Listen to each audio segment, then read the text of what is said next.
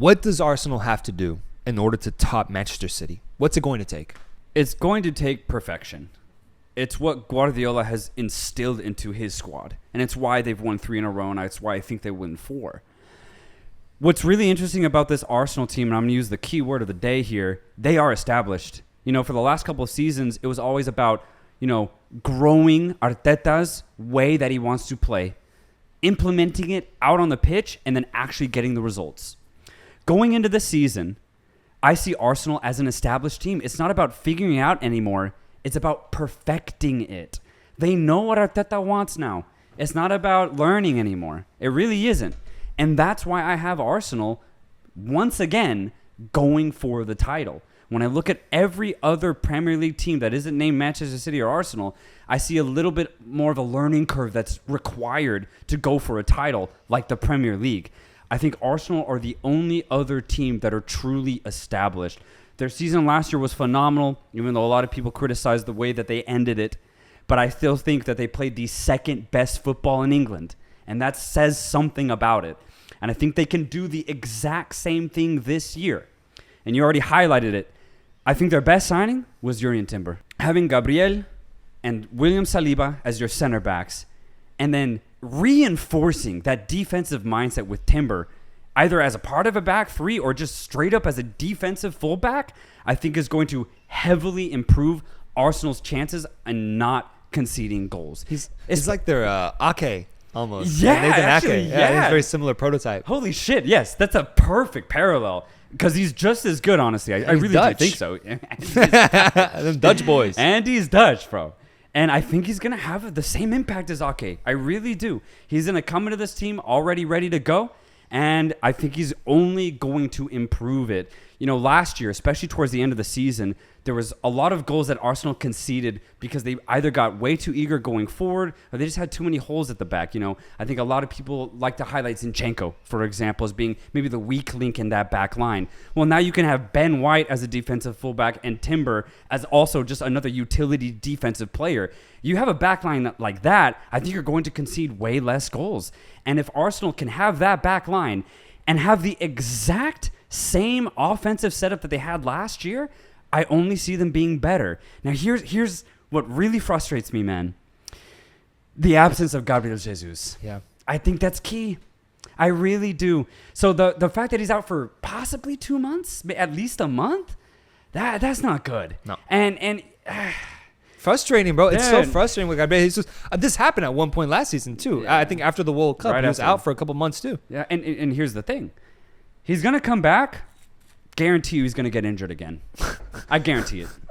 And the thing... Depressing. It's depressing, bro. And the reason why I don't have Arsenal even winning this is because of that. You cannot win the Premier League without a number 9. You can't.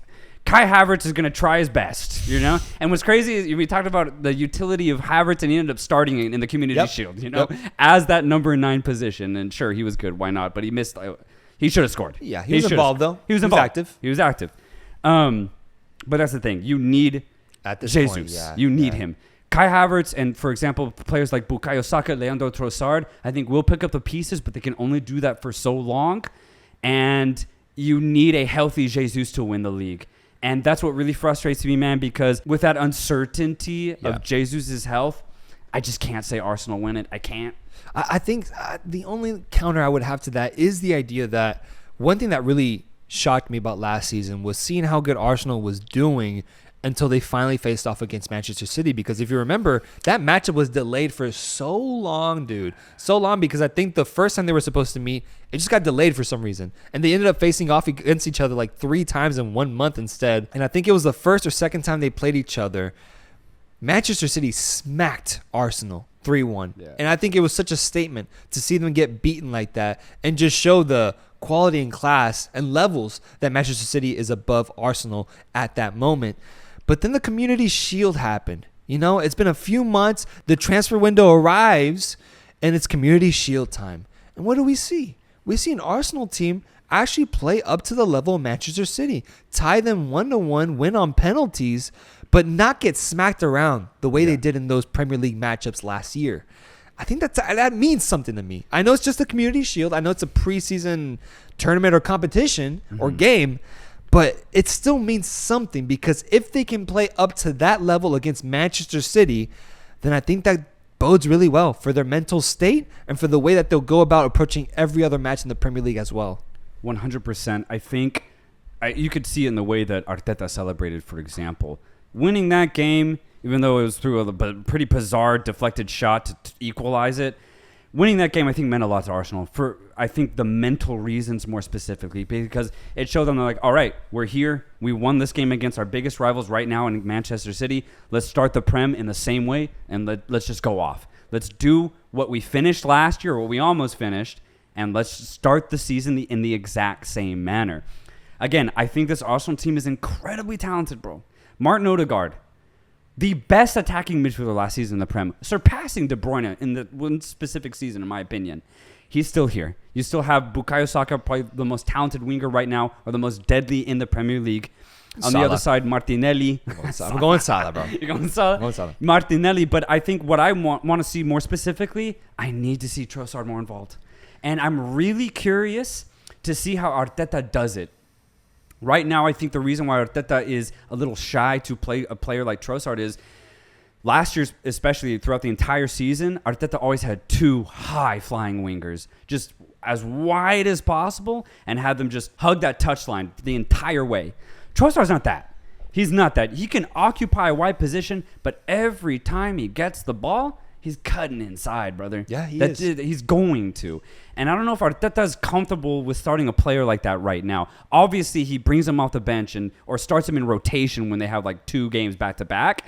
But I do think a key to their success will be actually starting Trossard, man. He's already shown his quality, especially last season. Who, though? Where does he start, man? That's the problem. I thought Martinelli was amazing last year. He was incredible. I think you're going to have to sacrifice Martinelli at some point in the season for just a little bit of variability. I think the teams that succeed the most have different focal points of attack. If you have 2 dribblers, great. But if you have 1 dribbler on one side and then creative midfielder on the other, I think that just gives you more options, bro. I think, especially in the last 2 to 3 months, I thought Martinelli actually finished a little flat. I really did think so. I think Trossard just needs to be more involved. I'm not saying he starts every game, but I really do think that if Arsenal want to be successful offensively in the long run, Trossard needs to be way more involved. Yeah, I wonder because they also have Fabio Vieira waiting to kind of play that sort of role. Didn't get a lot of minutes last year, but it kind of felt like the idea was to get him settled in for that first year, and this second year they're going to give him that minutes. He got minutes in the Community Shield as well, man. He did. I just don't see Vieira as being that starter for Arsenal. I really don't. I think the 11 that they have, and if you include Trossard as a 12, I think that they're leaps and bounds above a player like Fabio. I really do think so. Not that Vieira can't come in and play some good minutes. I just don't see Vieira having an impact like Trossard could, for example.